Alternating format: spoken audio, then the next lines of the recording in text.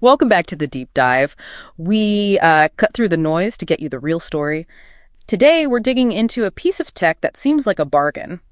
The Samsung 32-inch F6000 Smart TV. It's the 2025 model, specifically the UN32 F6000 FFCA. We've really gone deep here. Product analysis, customer FAQs, even a look into Samsung itself. So let's get into it. Yeah, our goal today is really unpacking what value actually means, especially with an entry-level product from a big name like Samsung. And what's really grabbed us right from the executive summary is this sort of tension. This TV scores an impressive 8 out of 10 for bang for buck.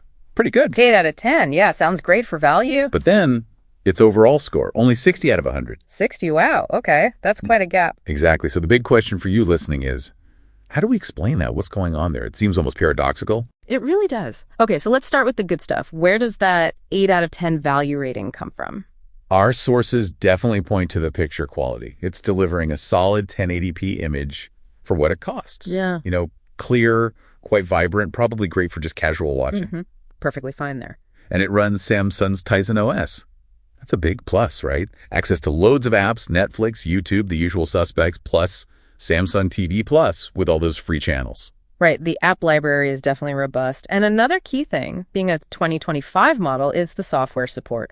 Samsung's promising 7 years of updates. That's significant for any TV, let alone a budget one. 7 years? Okay, that's a serious commitment on their part. It is. And that's where the appeal really hits you initially.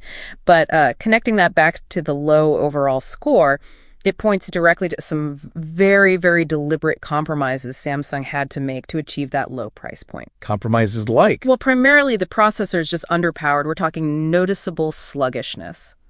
Think app loading times hitting like 15 seconds or even more. 15 seconds just to load an app. Yeah, and even just navigating the menus with the remote feels frustratingly slow sometimes. Oof. In today's world, that's practically ancient history.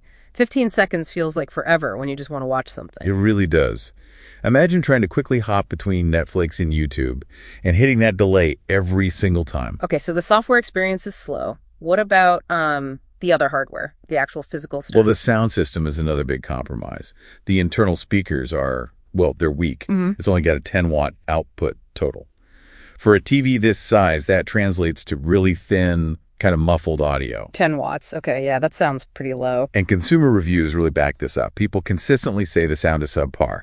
You basically need an external sound bar for it to sound decent. Factor that into the cost. Exactly. And for gamers, it's missing key features. No VRR, that's variable refresh rate for smoother motion. No ALM, the auto low latency mode for quicker responses. Okay, so definitely not a gamer's choice. Not at all. Plus, only 2 HDMI ports. It's clearly not designed to be your main living room entertainment hub. So it's interesting how this plays out with customers. It actually has a pretty decent average rating, right? Like 4.3 out of 5 stars from hundreds of reviews. It does, yeah. But when you dig into why people rate it well, you see this very clear value skew, as we call it. Value skew, meaning? Meaning people constantly qualify their praise. They'll say, oh, for the price, it's great, or excellent budget TV. Gotcha. So their expectations are set really low because of the cost, not based on how it performs overall. Precisely. Buyers who just need a screen and don't expect much seem satisfied. But those expecting a smoother, more rounded experience, they're the ones docking points for the slow software and that weak audio. Makes sense. So fundamentally, this Samsung F6000 is really defined by these significant compromises. It's built for a very specific kind of secondary purpose. Right. So wrapping this up, what does this all mean for you when you're maybe browsing for a new TV?